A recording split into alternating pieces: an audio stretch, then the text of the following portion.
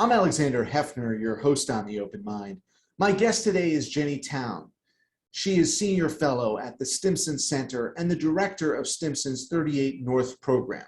Her expertise is in North Korea, U.S. DPRK relations, and the Northeast Asian regional security. Thank you so much for joining me today, Jenny. Thanks, Alexander. Happy to be here. Jenny, what do you think has changed in these months of the new Biden administration? It will soon be a full year of President Biden in office rather than President Trump. We know that President Trump, for the first time in many years, had U.S. official diplomacy with the North. And it's not clear what, if anything, has transpired since there was this transition from Trump to Biden. Well, it's unclear because not much has actually transpired since Biden has come to office. This administration did take the first several months, about 4 or 5 months, to do a policy review to study, what has been done, what are the different approaches that have been taken, where does that leave us with North Korea now? They announced the new policy sometime around May. And the policy, while it has some of the right talking points, talking about wanting to have a calibrated and practical approach to North Korea that's open to and explores diplomacy, the problem is that this is sort of the most non-committal way to talk about North Korea, and doesn't really create a compelling message for the North Koreans to respond to. So what you saw during the Trump administration was setting a new agenda in U.S. DPRK relations. That is, at the Singapore summit, at the joint statement, set an agenda that was beyond denuclearization, but included actual transformation of the U.S. DPRK relationship and working towards solving some of the security issues and working towards a peace regime. Unfortunately, the Biden administration doesn't use that language. Everything that they've talked about in terms of North Korea is really still threat-based, and focused on denuclearization, much like the messaging prior to the Trump administration, as if 2018 kind of never happened. And so in the meantime, it sort of put the ball in Pyongyang's court to come to the table on our terms. And so now we're in this holding pattern, waiting to see if the North Koreans will come back and what they might do before they come back in order to gain some leverage in the next round of negotiations. Isn't that motivated by the fact that we don't really understand what the Trump-Kim reunions were about? I mean, we had that official declaration, which you cite as being meaningful, but yet we don't have any reason to believe it was anything more than writing on paper, because it's not as if there have been new inspections or any kind of ongoing accountability when it comes to what the United States is hoping to achieve in not just the denuclearization, but establishing some rights-based society. President Trump talked about how the North had potential to be economically resilient, and I mean there were a lot of talking points then too, and I wonder if Biden's reversion to the threat-based discourse is to almost say we don't accept that those meetings actually had any practical impact on the way the North governs. I think there's a lot more to what happened in Singapore than plays out in public. There were tell us about that. Yeah, so like I said, what it did is it set a new agenda, and it set a new relationship for them to build off of that also included North Korean concerns, right? This isn't like an easy decision for any country that has nuclear weapons to simply say, I'm going to voluntarily give them up, right? There has to be some incentives there for them to do so. There has to be especially some changes in the security situation in order for them to feel comfortable doing so. And there has to be a change in the nature of the relationship itself, to trust that if they do that, that they aren't going to meet the fates that other countries did, like Libya, like Iraq. And so I think, there was, at least at Singapore, a recognition of North Korean concerns as part of the negotiation process. The problem with the Singapore joint statement, though, was that it wasn't an action plan, it wasn't an agreement, it was literally setting an agenda. And unfortunately, in the subsequent negotiations, they could never decide on what a suitable starting point actually was. How big did it have to be? What had to be included? And what were both sides willing to do? And part of that negotiation was a lot of the US asking North Korea, well, what do you want? What do you want? And unfortunately, what we saw in Hanoi was, in using that kind of formula, the North Koreans came back and said, well, what we want is exorbitantly more than what the US was willing to do as a first step anyway. So we just never really got What did back. they want for those who don't recall those proceedings? Sure. Yeah, so the North Korean request, when Kim Jung-un came into Hanoi, he put forward the notion that he would be willing to give up the Yongbyon Nuclear Scientific Research Center, which is the heart of their nuclear weapons program. It is where they actually produce the nuclear material that's used to make nuclear weapons. And in return, they wanted, basically all of the commercial sanctions that had been placed on North Korea to be lifted. And this was just more than what the US was willing to able to give as reciprocation to the offer that they had put on the table. Jenny, I'm so interested in the work you do on a day-to-day basis, because the North is shrouded in so much secrecy, and we don't know if Kim Jung-un is healthy. We have these sort of TMZ style moments of is he alive? Is he dead? And then most recently, he seemed to have lost some weight and was looking more healthy than he had in past photos. But really, that's the extent of the American public knowledge, and likely across the non-North Korean landscape, except for the inner circle of the North. So as a North Korea expert and researcher, what are you looking at to research?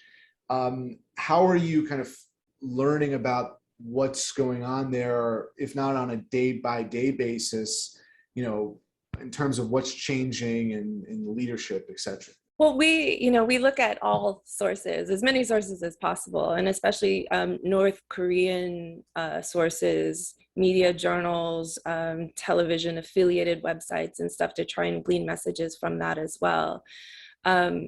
We also use satellite imagery to follow a lot of the parts of the country, and especially the more sensitive areas, like their WMD related facilities, to try and get a sense of what kind of activities are going on, how the infrastructure is changing, and what that might mean in terms of their program developments. But also looking at like economic sites, looking at, bridges and ports, how busy are they, and major economic projects, where are they allocating resources, what sectors are moving forward, at what pace different sectors are moving forward, and how their priorities might shift. It's certainly been harder, more difficult during the pandemic to really get a sense of what's happening on the ground in North Korea, because the borders have been closed now since January of 2020. And even a lot of the foreigners that were in Pyongyang before, were based in North Korea before, such as diplomatic corps and humanitarian workers, have basically almost all gotten kicked out now. So it is much more difficult to get information now from inside the country than what we had before, but there's still ways to follow the different signals and different messages and different developments, and how they're treated in their own media, how North Korea portrays them. So things like Kim Jong-un's health, there's been a lot of questions about his health, and the times that he disappeared in 2020, where TMZ was reporting that he was dead, he was still making, there were still reports about work that he was doing that was being published in North Korean media. He was still writing letters to foreign leaders, and also commendations to domestic workers. These are not the kinds of things that he would have done, that someone would have done to try and pretend that he was still alive and something was drastically wrong, gravely wrong.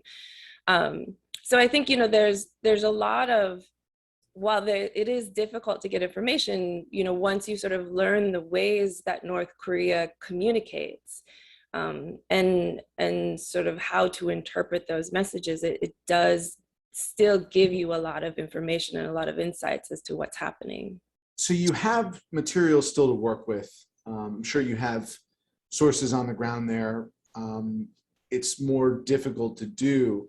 We recently hosted one of the leading nuclear weapons experts on the Open Mind, Vipan Narang at MIT, and the UN General Assembly recently met, and the Secretary General said, even amidst this still raging pandemic around the world, that nuclear arms buildup is one of his primary, if not his chief concern. I think he actually cited it as his chief concern, or at least as significant as the pandemic, because there's been so much else in the news since the Singapore meeting. In general, I mean, pre 9/11, the threats to the United States could be encapsulated by those nation states. Then we focused on a terrorism organization and the decentralized network of Al-Qaeda. But the threats had been presented as, North Korea, Iran, and Iraq. I do feel as though North Korea is not on the minds of Americans now. But from your research, is that accurate? And is it on the minds of diplomats in Asia as much as it was in 2018? Because I think the whole region felt like an electric shock from the Singapore meeting. I mean, the neighbors in the region felt like, what is going on here? This has the potential to be either extremely dangerous or, potentially successful. But at the end of the day, things are back at the status quo. North Korea is still a big concern in the region, especially to South Korea.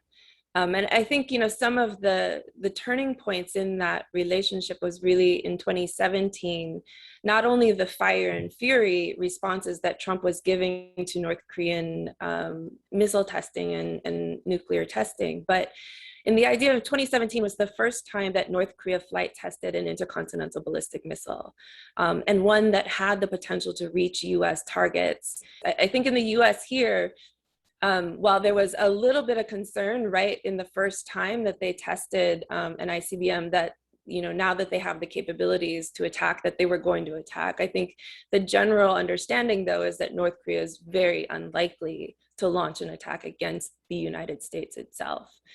But I think there's less certainty about that in South Korea, of course, and less certainty about that in Japan. And so they have a very different threat perception. When you see not just the images of the leader, but you see the tens or hundreds of thousands of soldiers, the image, I don't know that it has been proven as authentic through multiple sources, but there was an image of the soldiers from the North wearing hazmat suits, and Kim Jung-un directing them basically, as this is commonly the case with tanks or soldiers, but in this case, likely due to the pandemic, they were in hazmat suits. But it created a whole nother level of hysteria for those watchers of North Korea, because we've long been concerned about not just the nuclear side of weapons of mass destruction, but the biological side. And I just wondered what your reaction was to that image. Yeah, I think, again, given the context of the situation, it was much more focused on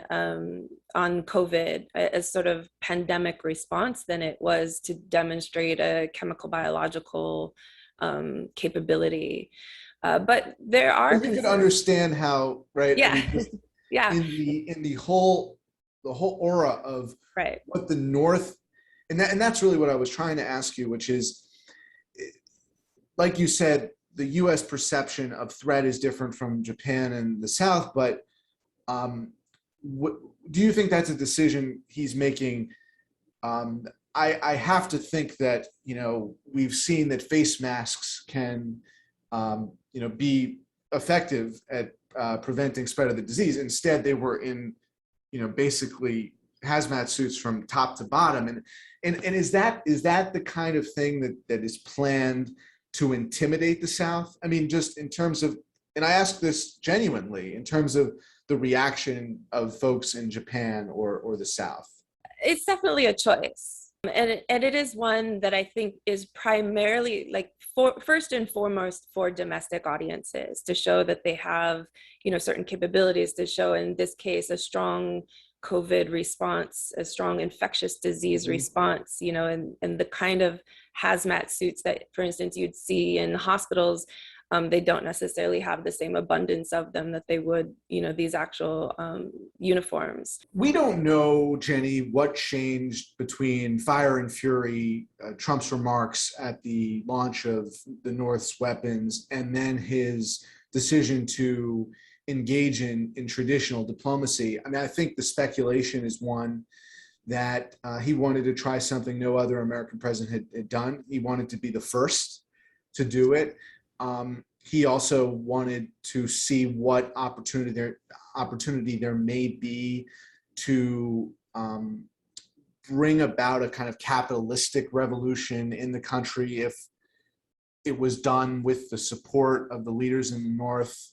Kim Jung-un welcoming this idea of investment from the US or other countries in return for authenticated denuclearization. But do we still know that this one time, if not still, NBA junkie, Kim Jung-un, right? I mean, he was a big fan of the National Basketball Association. He was schooled in Europe. He seemed to have some interaction with, if not absorption of, European or Western culture. Based on everything you've read, you know, all those intelligence reports and sources on the ground and everything else, do you have a sense of what his end game is? Well, a lot of the image and a lot of the vision that Kim Jong-un has been trying to sell to the people is one of economic prosperity, not just survival. And so if you look at, for instance, his father and his grandfather really built their personal legacies on carrying the people through hardship, through conflict, through famine, through, you know, a number of different struggles.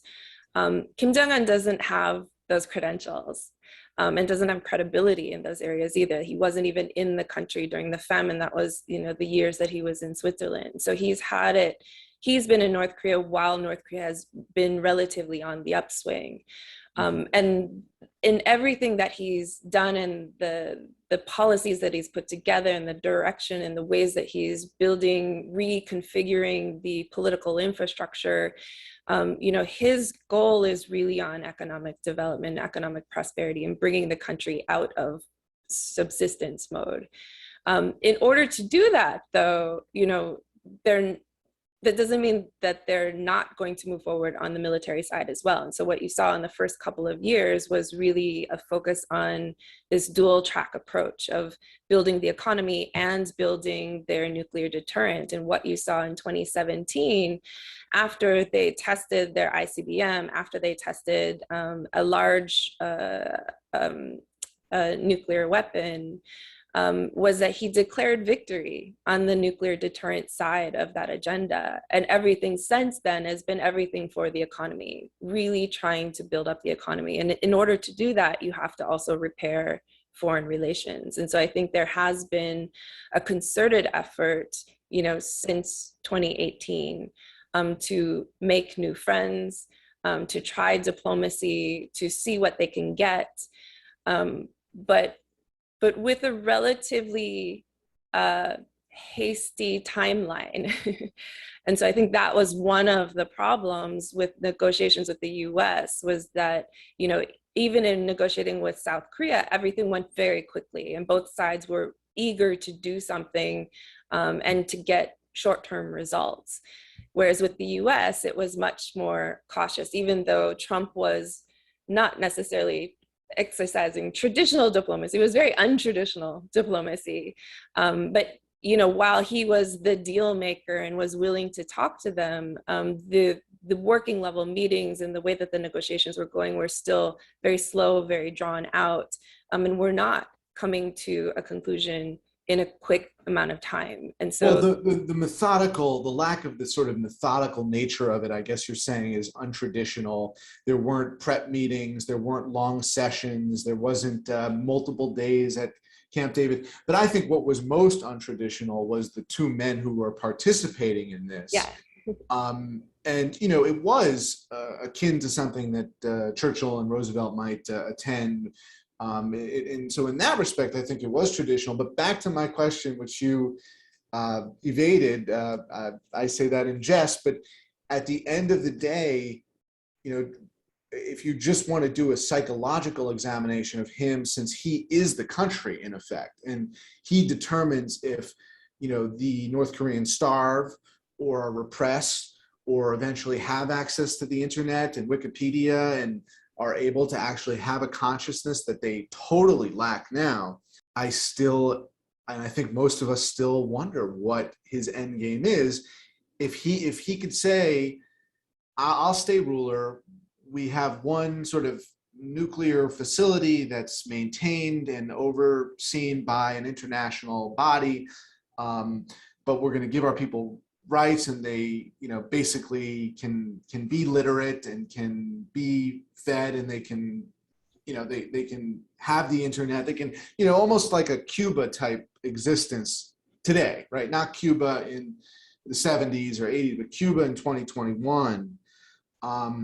But it has to be him, like it had to be Castro. I mean, I just wonder what bargain he's prepared to accept, if at all he envisions the North being a place that is not 100% repressed, so, you know, suppressing basic human rights. Well, so I think, you know, I don't think I evaded the question. I would say, you know, like I said, That's too harsh, think, but you know what I mean. I think his end goal really, like I said, is to be the bringer of economic prosperity. But that doesn't mean democracy.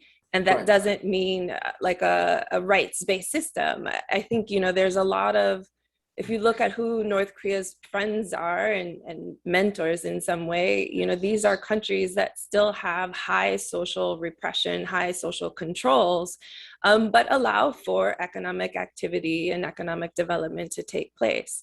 So, you know, I think there is a balance of, yeah, how does he keep his family legacy, keep his leadership, but also maintain a sovereign state and not end up like Libya, like Iraq, and still allow for wealth to generate within the country. So looking at models like China, looking at models, you know, yeah, like Cuba, like other countries. Isn't it, we only have seconds left, Jenny. I know it's hard to believe, but isn't it the case that to accept the Nordstroms or McDonald's or whatever they may be in his country, and a new flow of commerce that is opening up to tourism and other channels of economic development, that is it not the case that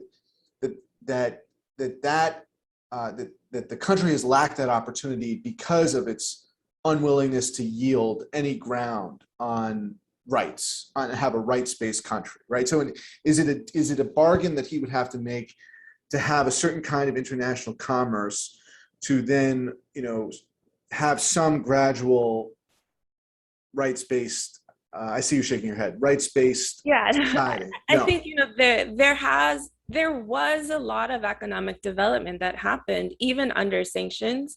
And a lot of the sanctions that really have hampered that economic activity are not because of human rights, they're because of the North's nuclear ambitions and nuclear actions. And so, you know, there is, in some ways, the sanctions are actually almost counterproductive to what we would like to see North Korea become, because it does cut off now a lot of the economic activity that was moving the country into a more market-based economic system and creating some linkages between it and the rest of the world that would force it to really start to adapt and adopt some of the international rules and regulations in order to be a more common player.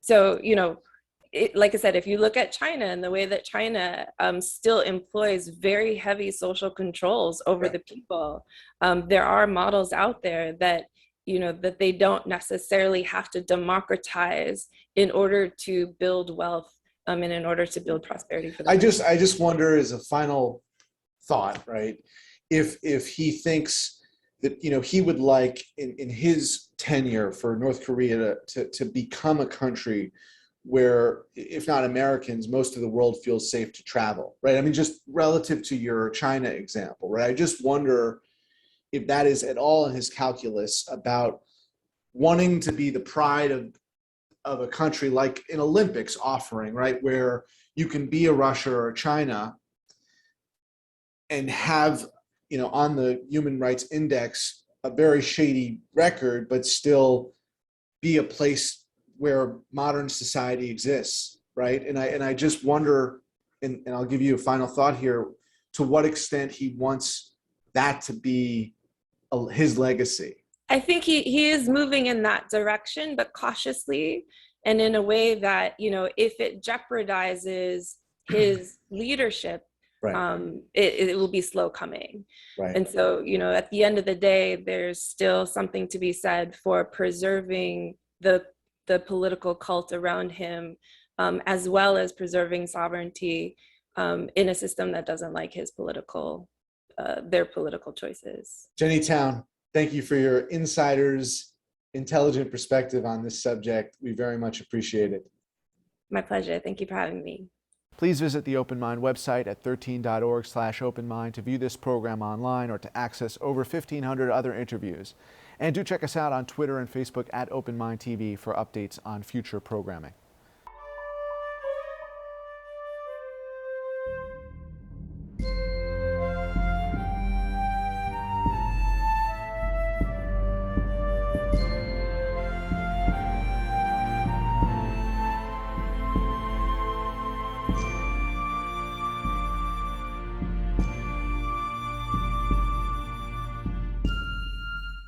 Continuing production of The Open Mind has been made possible by grants from Ann Olnick, Joan Gans Cooney, Lawrence B. Benenson, the Engelson Family Foundation, Alfred P. Sloan Foundation, the John S. and James L. Knight Foundation, William and Flora Hewlett Foundation, Joanne and Kenneth Wellner Foundation, and from the corporate community, Mutual of America.